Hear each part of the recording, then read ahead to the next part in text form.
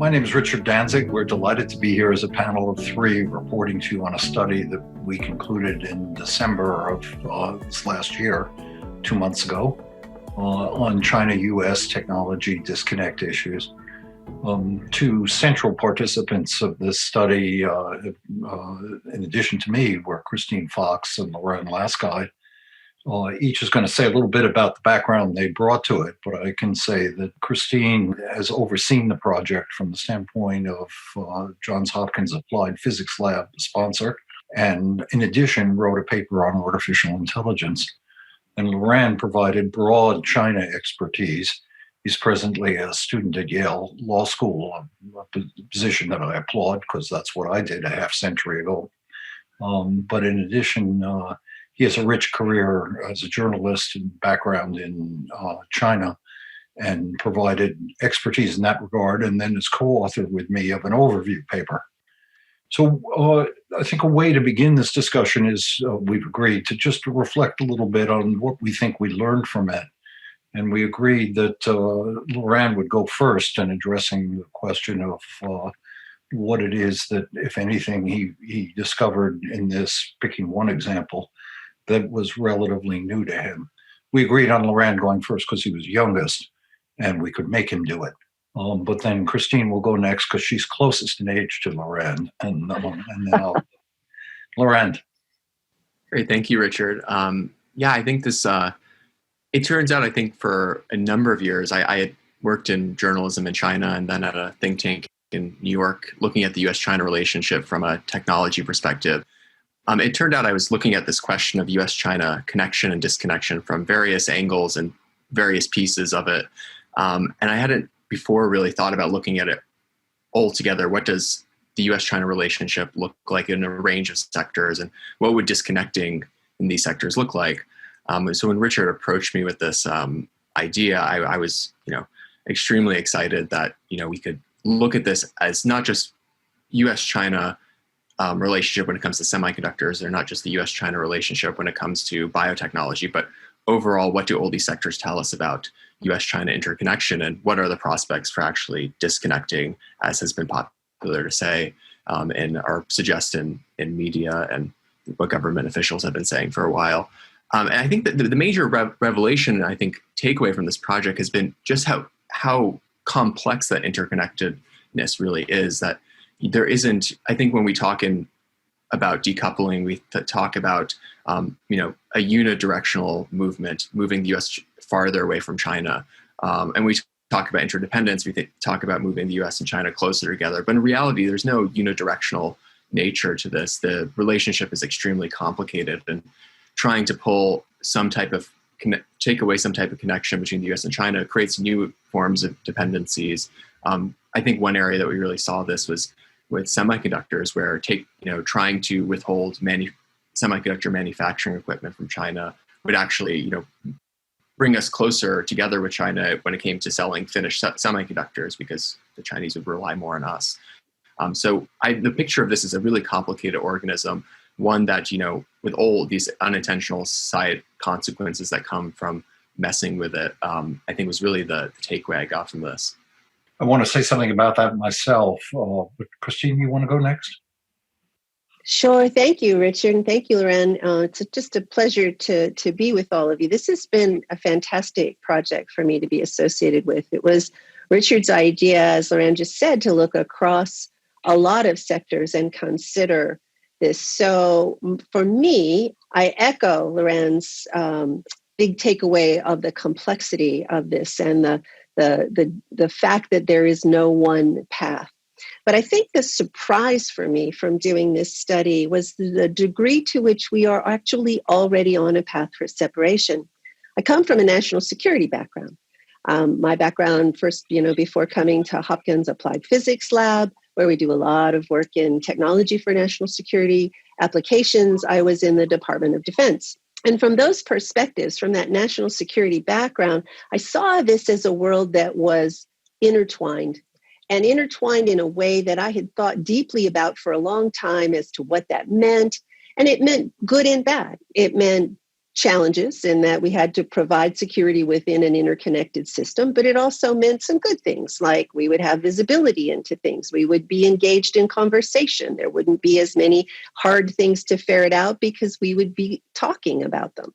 In this study, and as the study went along and the situation actually evolved as we did the study, which was fascinating, both nations, because of a growing lack of trust between us, started to disconnect before our eyes. And I started to see that not only was it possible, it was actually happening. And as Loren just said very well on semiconductors is a great example of, now there's a whole new set of consequences for us to consider, many of which have new national security challenges that I now have a new lens to think about as a result of this study. And I think we all need to have that lens as we think about this relationship going forward. I think comforting in some way that the three of us see things, have had a fairly similar experience with respect to this. I certainly am in accord with what you, Loren, and you, Christine, have said.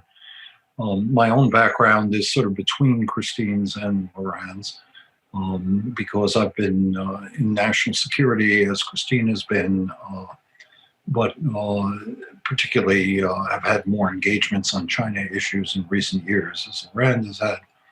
And I'm very focused on these technology issues. I was Secretary of the Navy at the end of the Clinton administration, and subsequently I've worked in technology and national security areas.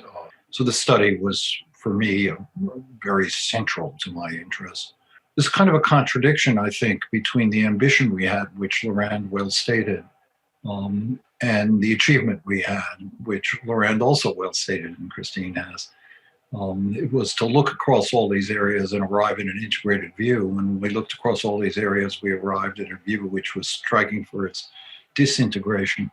One manifestation of that, from my standpoint, was striking to think about space as an area which we commissioned a paper on from Matt Daniels, quite a good paper, and see how the two countries really are historically very disconnected.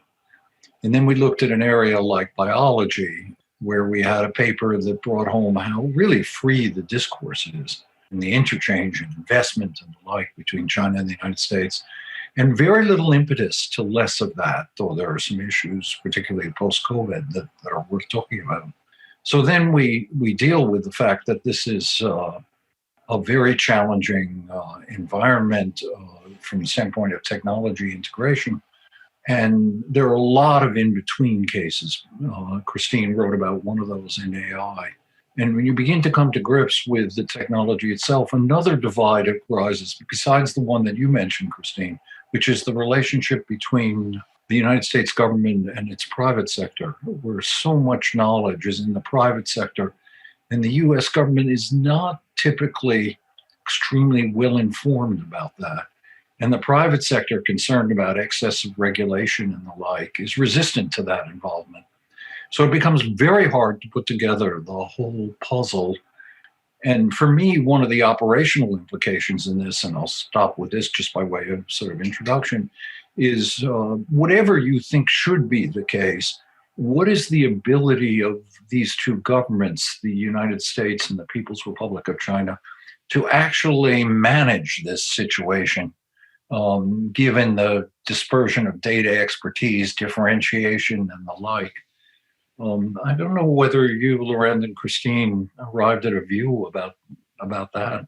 I think what became clear from this study is that, I mean, and wherever you look, there's this central tension between the desire to disconnect or decouple for national security reasons or economic competitiveness reasons, but also the extreme trade-offs involved with that, from economic costs to whether it hurts our competitiveness long term, to the just ability to do that. And I think what one of the takeaways I've got from this study is that we can talk about the trade-off, this choice in the abstract, but the ability of the U.S. government to do any of these things is actually, it's non-existent in many areas at the moment. We simply just don't have the in-house capabilities and the sophisticated enough tools to orchestrate this type of large decoupling. I mean, you could do so in a very crude way, and we've seen the Trump administration attempt that in certain areas. That doesn't actually necessarily lead to the type of disconnection that people often envision, because there's all these second order consequences.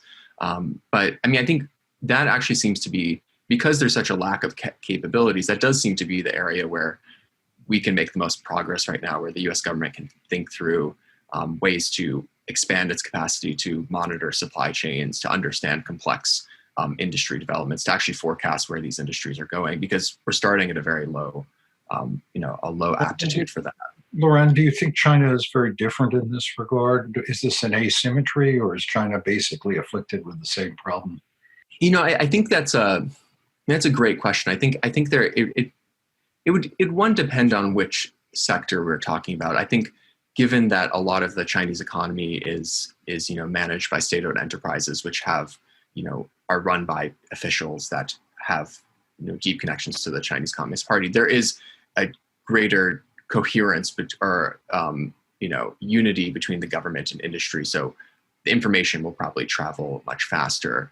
But I think also the Chinese government hasn't tried to do as sophisticated things with technological flows. They have not tried to, until very recently, put in place an export control system that controls where technology goes.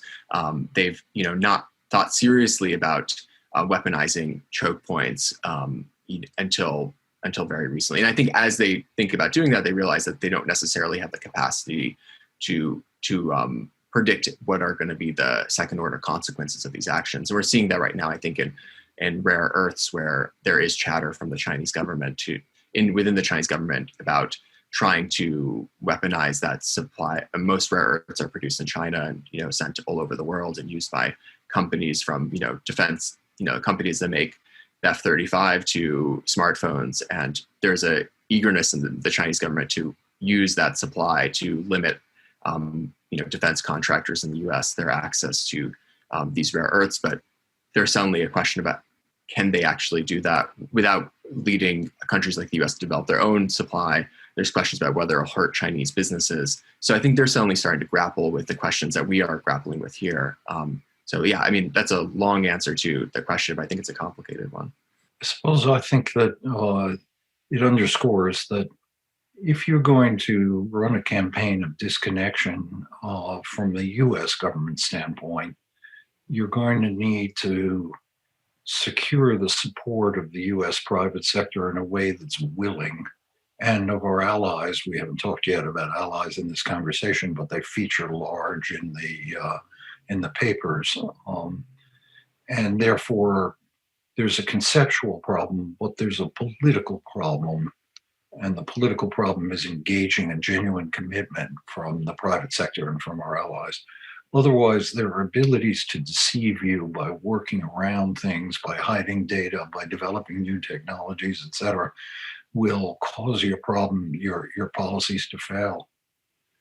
Christine, you probably have more of a view on this than Loren and I in terms of the allies, particularly in AI issues or others. Yeah, I'm happy to offer some thoughts. I think that the point that this is very complicated is well made. I would tell you that in order to do what both of you have just suggested from either side, we have to know what we want at the outcome. And I don't think we do. I think we know some of what some of it good looks like: security, conversation, ethical application of technologies, fair trade practices that benefit both of our industries, prosperity for the world. Yeah, we know those things, but exactly how we think about this technology interconnection and disconnecting it and what that looks like going forward, I don't actually think we have a very clear vision for what we want that to be. And so it makes it particularly difficult to do something that, Richard, you have talked about, and Loren, in your overview paper, the two of you, this need for thinking about this deeply and the necessity of a more nuanced approach, which I find very compelling, especially as I worked on the project, because AI, for example, is completely different than biology or semiconductors or space. And so given that each one of these technologies has a very different set of conditions around it, starting conditions, and maybe even an endpoint that looks desirable, our tools they're kind of clumsy, and the approach that we need to take requires this deft touch and this clear vision. And I think it's very hard, and I don't think we're there. wonder if we're being too hard on the U.S. government capabilities, though. Conceptually, I'm exactly in the place that we've all described. But then I, I certainly would criticize the Trump administration for its lack of strategic foresight, its erratic activity, et cetera. It engages in some activities like the efforts over TikTok in ways that I think are very clumsy and self-destructive. But when you get all done with it, they actually were pretty astute in identifying choke points over issues like Huawei, in pressing for semiconductor controls that really were plausibly enforceable. And when I get done saying how they probably don't have the good private sector information and the like, it still seems to me that on balance, they were, to use your word, Christine, pretty nuanced and pretty effective, more effective than I would have thought they would be in what they did in the semiconductor realm. But yes, they had an effect. Were they effective? I think that's a debatable point. I think that the paper from the series that came out that was really excellent by Doug Fuller called Cutting Off Your Nose to Spite Your Face basically makes the point that by doing exactly that, we spur China on to be independent of us. And so we currently have a lever or a choke point or whatever you want to call it, but by using it aggressively, we give them a lot of incentive not to let that happen in the future. They did turn around and in the midst of the pandemic and say, yeah, okay, you've got that one, but we control a lot of things you need to go to antibiotics and we can use it. So we start to escalate in ways that, is that what we intended? I don't know. But I mean, I am not blind to the national security concerns. Obviously, that's my background, right? I think that the national security concerns are critically important and we need to understand the levers that we do hold. But we also need to think about the consequences of using them, I think, a little bit more deeply. I just want to sharpen just some difference here between us so that Loren can adjudicate and choose sides. We should talk about COVID, and we'll get there on the medical pandemic, but supply issue. But on the narrow issue of the semiconductor activities, your fundamental point is right. Doug Fuller's point that you recite, that we will, by withholding electronic automation devices and so forth, capital equipment that's basic to the semiconductor industry, we will in the long term spur China's independence. So that in the short term it works probably, but in the long term it doesn't. But they're going there anyway in the long term, and would go there even if the Trump administration had never done any of this. So the argument for that disconnection, which I'm uncomfortable with, but see its power, is, well, look, we better buy ourselves what breathing room we can. They're going there, and we shouldn't help them to get there because of a whole lot of different kinds of reasons. So, Loren, who do you want to side with? Christine, where your long-term interests in APL reside, or me, who after all brought you into this project? No pressure.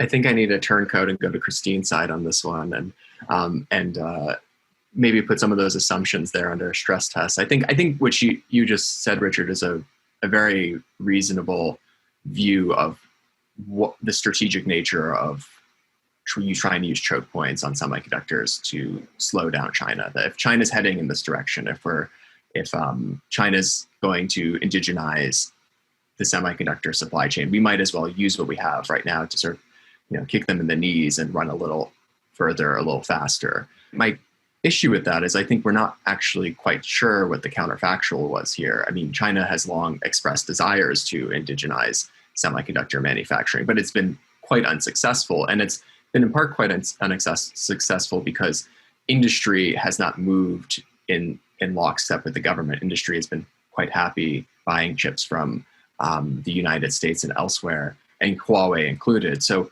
I think my main critique of the Trump administration is that they didn't really game out what would happen through their use of choke points. They sort of threw everything at the wall to see what stuck. But at the same time, I think they sent a very clear message to industry in China that unless you start indigenizing quickly, you're going to find yourself in a Huawei situation. So I think that would be my main critique of the Trump administration. I think it also suggests like a serious lack of capabilities too, because I don't think there was anyone in the U.S. government that the administration can turn to that would have that type of assessment for them.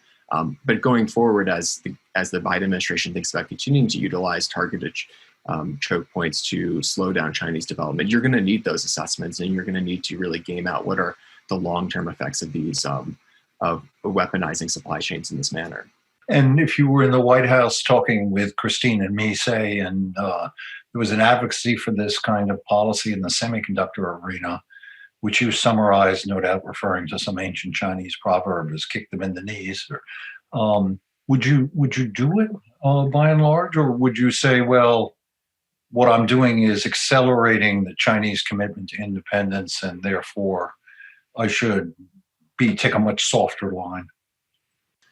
I mean, I think there's a good question whether we've crossed the Rubicon, so to speak. I think the Trump administration has really started a race for China to indigenize the semiconductor supply chain. So I think at this point I think you would need to look over the industry and intelligence assessments, but it seems pretty clear that there's no chance that China is going to go back to where they were circa 2016. So with that in mind, maybe it does make sense now to kick them in the knees and try to slow them down, as at the same time we invest in our own capacities at home.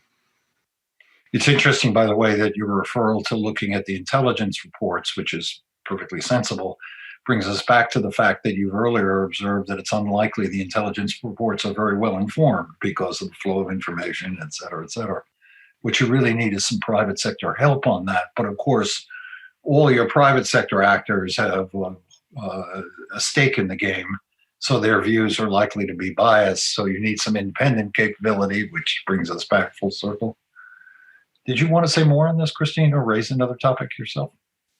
Thank you, Richard. So yeah, I guess the way I would go forward, I think Lorraine makes a great point that, the semiconductor decision may be made. So then my question is, then what's the next one that we ought to be focusing on?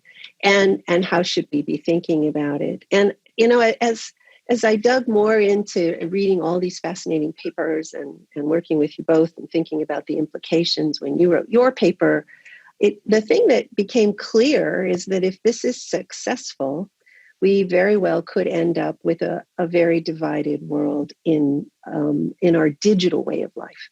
So if you think of the way that we live now, we're used to being able to reach out to anybody anywhere on Zoom, certainly, no matter where they are in the world. And you and Lorraine arranged a wonderful conversation through Yale with many Chinese scholars talking about this very issue. As a part of the study, it was just exactly like this conversation right now.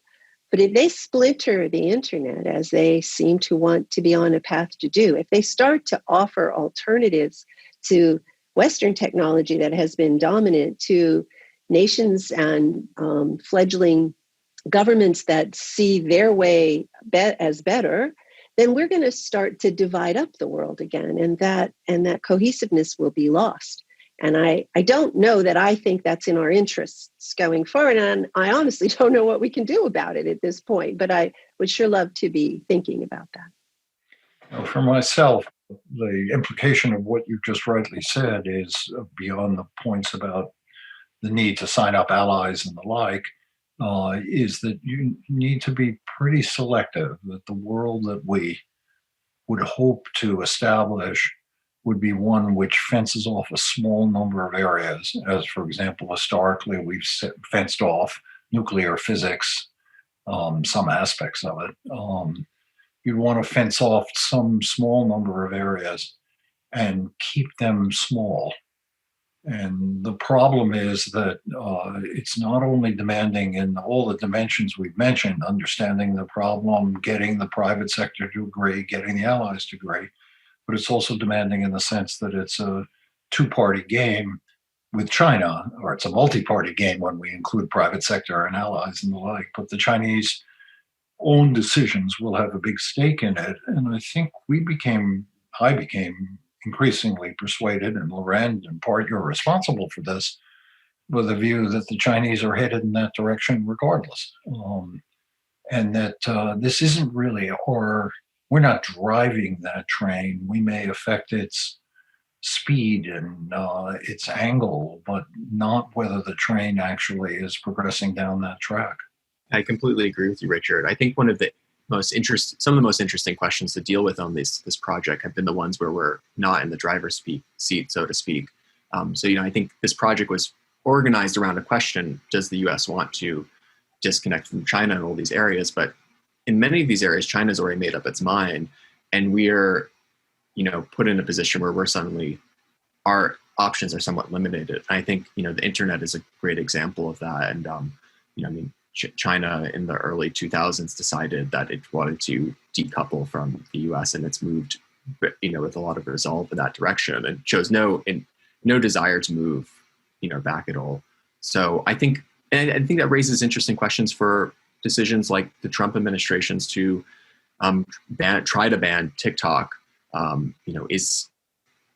Should we just accept a splinter net because the Chinese have already accepted it, or are we losing something by not continuing to hold out for a more open sort of internet? And I think Richard raises a good point that ultimately I think we need to look less to China and more to our allies and what type of world we want to be contributing to creating here. And I think decisions like trying to ban TikTok and WeChat, when there's, I would say, at least in my opinion, a somewhat negligible national security risk, seem to be a poor move if your goal is to maintain an open society.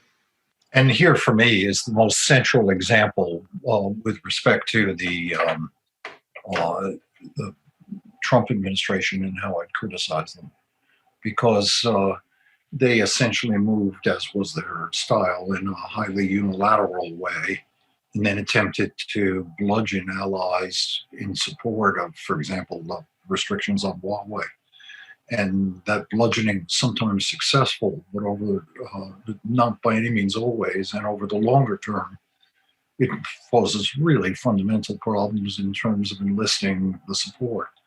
So I think the Chinese can decide, on your point, Christine, that it's a divided world, but we better, if we're going that way, put a premium on making sure that it's a very large part of the world that is united outside of the Chinese sphere.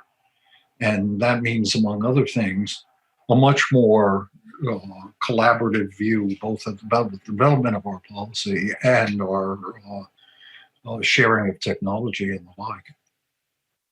If I can quickly complicate your assessment, Richard, and then I would love to hear from Christine.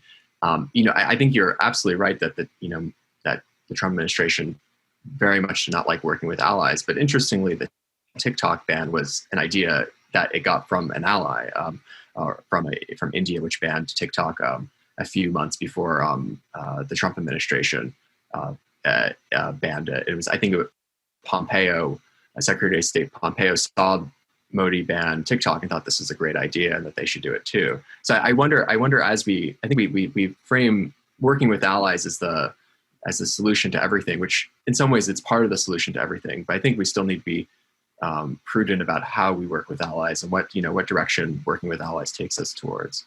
I completely agree, Loren. And I think once again, it kind of comes back to what do we want and what can we offer? I do think we need to offer things to our allies and frankly to China's allies and even to China if we want to prevent the world from splintering in these ways. If we do, right? I think we should. I think that a splintered world is not a more secure world, but frankly less secure. But we have to think that through. And then what can we do about it? I do agree that there are some aspects of what has already happened that we can't take those things back. We can't roll back the clock.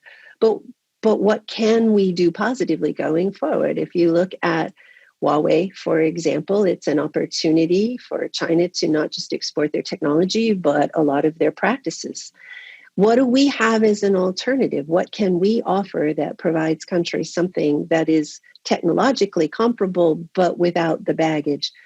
What are we doing about these things? It's kind of gets back to something, Richard, that you've written about in previous documents, which is we should look into ourselves first and then think about what that means going forward as we engage with allies, but also with China.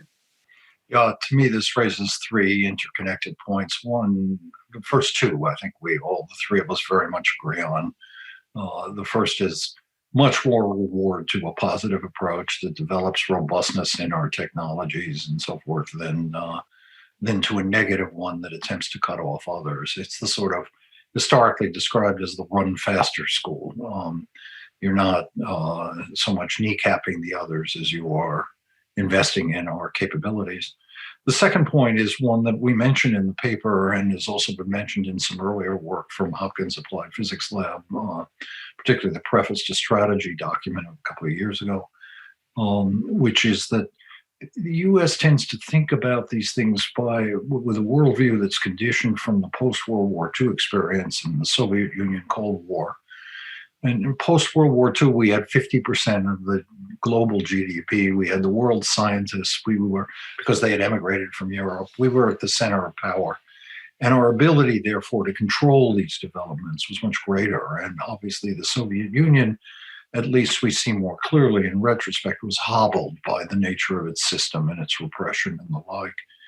We're not clearly in that position any longer. We have 25% of the world's GDP.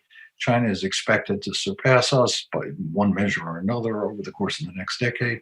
The statistic that's most striking to me is that Chinese GDP could be 50% greater than US GDP in 2050.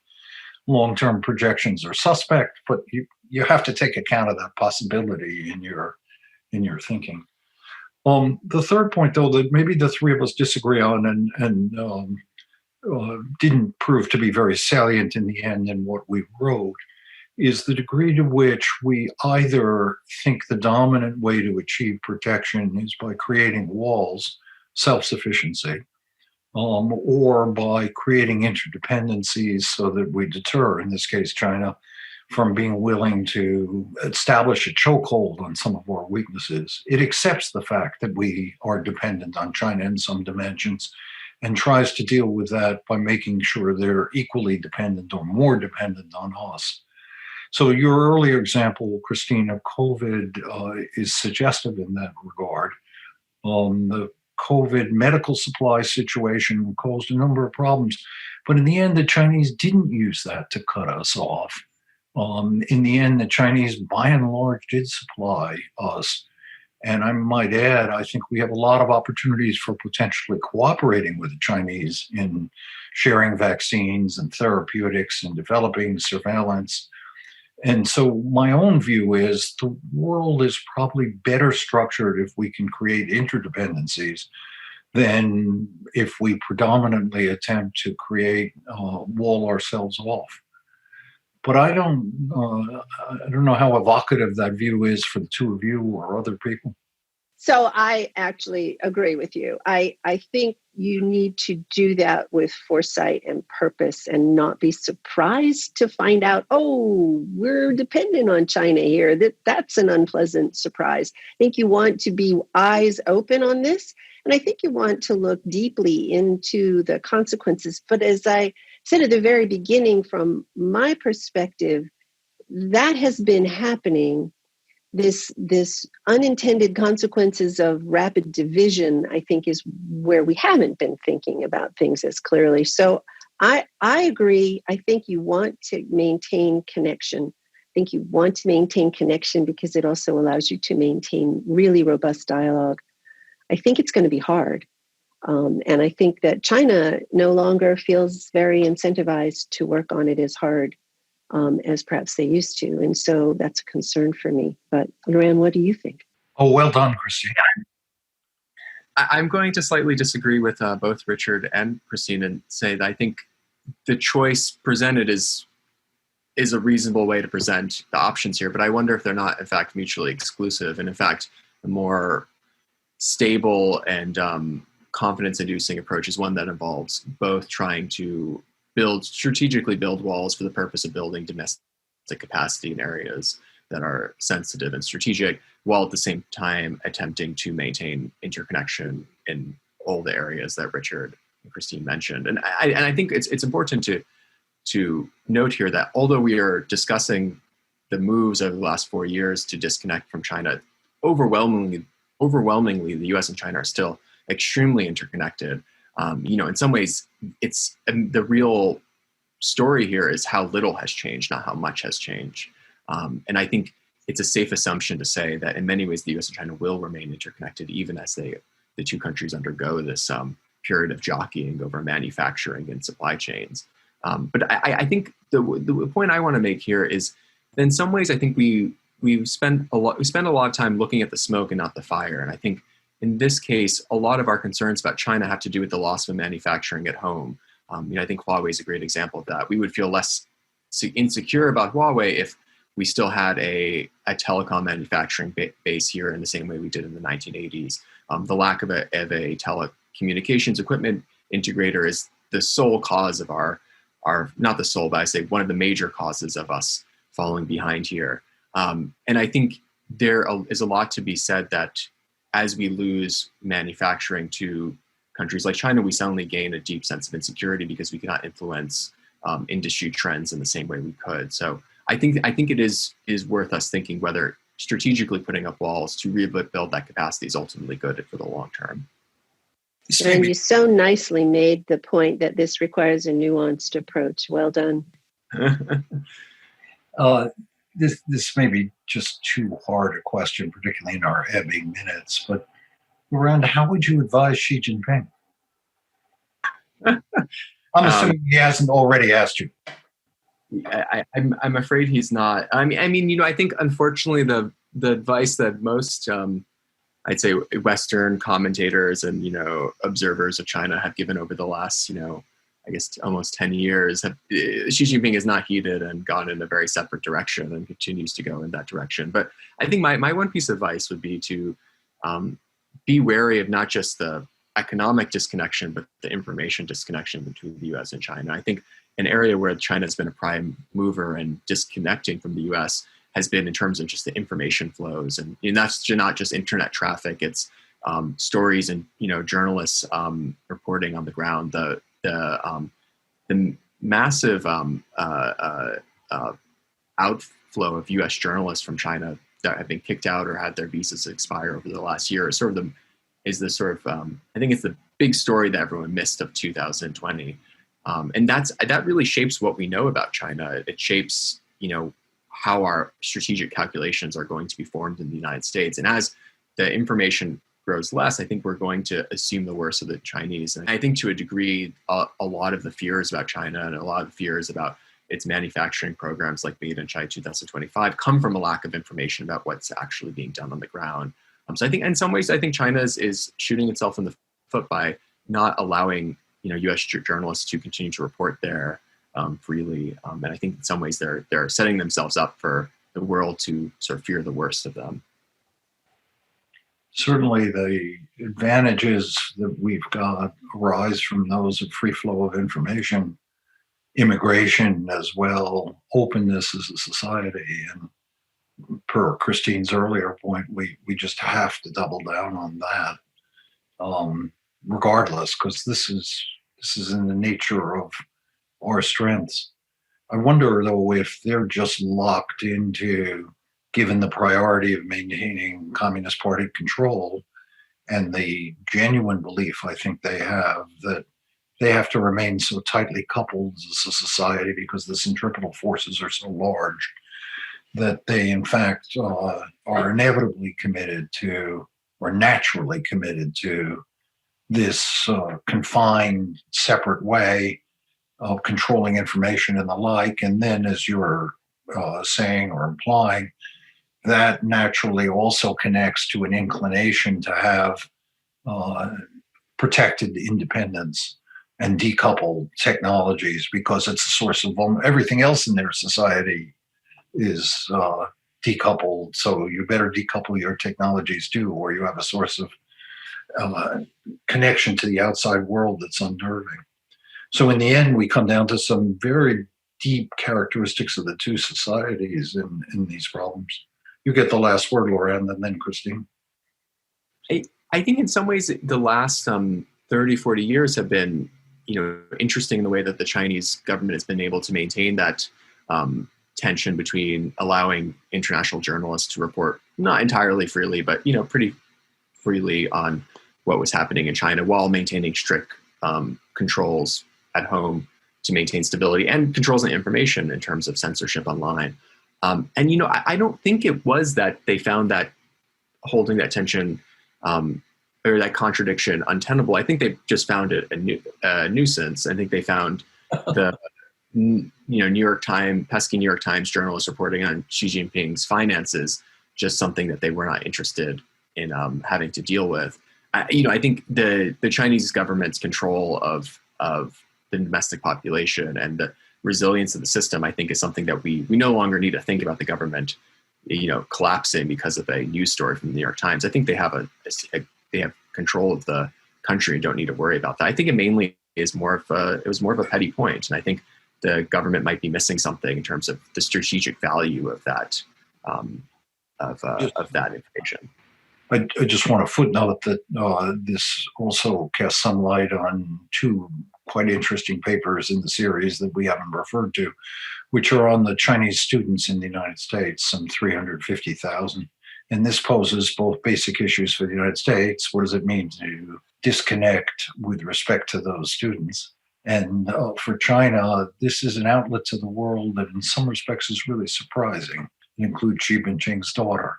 So what is it that actually is happening in this outlet here, and how do both nations move to either continue it or restrict it?